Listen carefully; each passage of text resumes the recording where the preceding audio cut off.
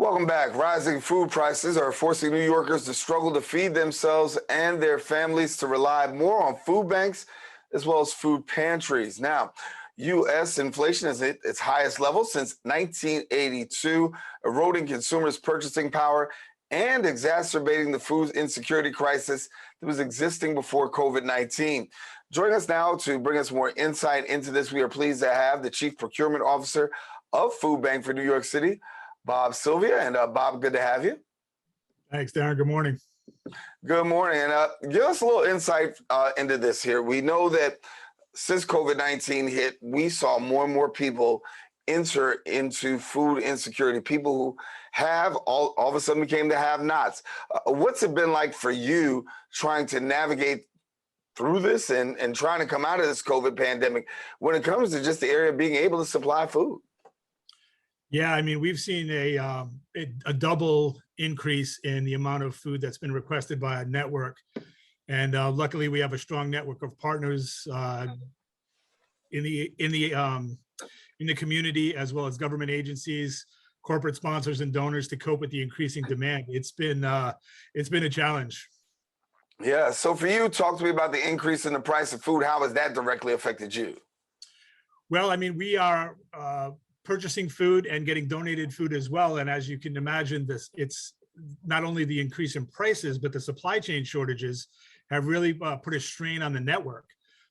We've been lucky in that we have very strong relationships. So we've been able to mitigate some of the costs as well as mitigate some of the supply chain shortages.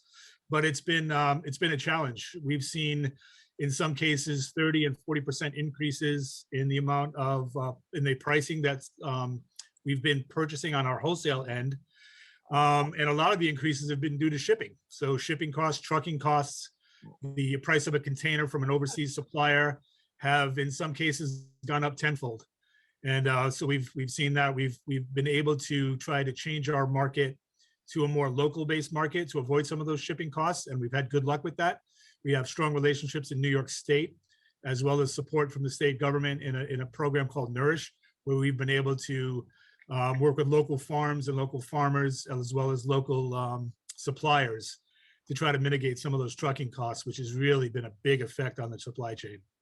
Yeah. When we look at what's going on, Americans on average are paying 7.9% more than last year when it comes to food. That definitely causes an increase in your doors and your traffic, because now you're seeing more and more people just simply can't afford it, and they're going to the food banks.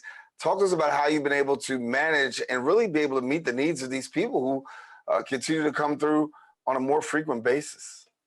Well, you know, not only the supply, COVID-19 started this, and now we're starting to see the effects of unemployment that have not changed, where we expected there to be a change, where we may have distributed 100 million pounds of food prior to the pandemic. We started distributing 150 million pounds.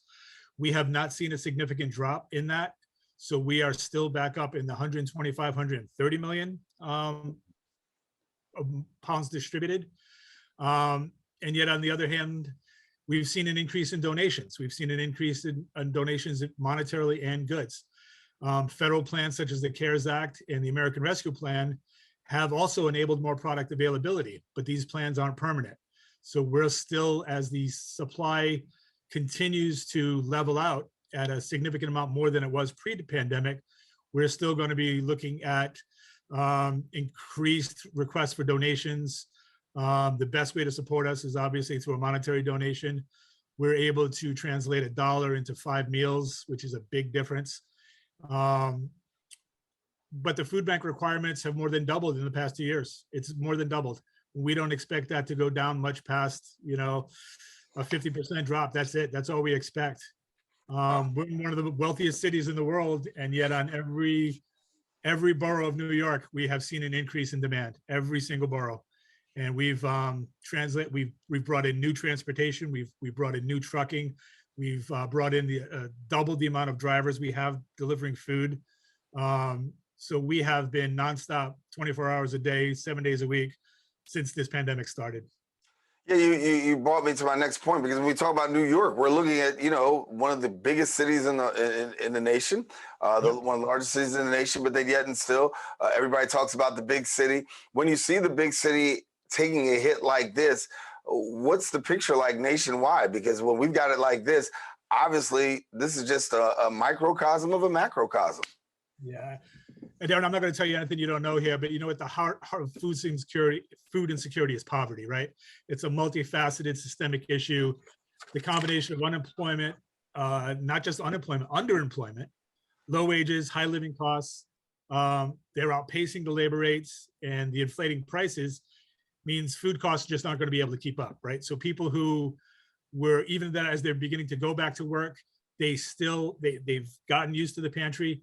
They understand that the food is available to them. They need it, and they will continue to have that need even as they begin to go back to work. Nothing's changing. And as the supply chain continues to have issues, you know, we received word last week that there are sections of Europe that are shutting down again, that is also creating a supply chain issue. So we're not seeing significant relief in that supply chain. And here in New York, you know, with having just the quantity of need out there, it's a challenge. Yeah. Uh, where do you go from here? I mean, the question is, how do you get around this? Because if people are looking at you and you're in need and in trouble too, how do you get around it? Well, you know what? I'm not going to categorize us as being in trouble. We've got a dedicated team that is doing really great work. And even though we've seen an increase in need, we've also seen an increase in donations. We've seen an increase in the amount of goods we bring in.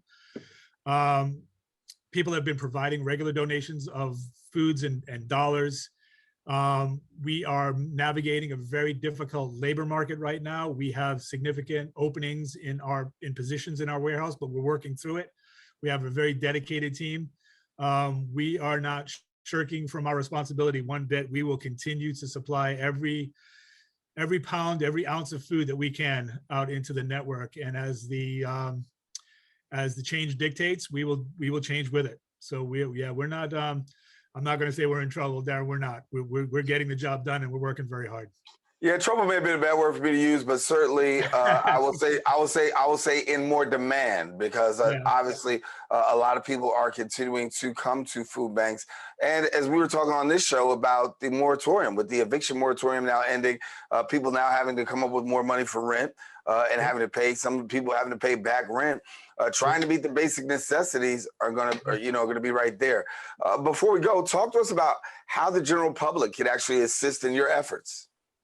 Well, the best way to assist us is with a donation, anything you can spare. You know, as I talked about earlier, you know, $1 sent to the food bank and sent to my procurement team can translate into purchasing 5 meals for a family. And that is, you know, that's a day and a half.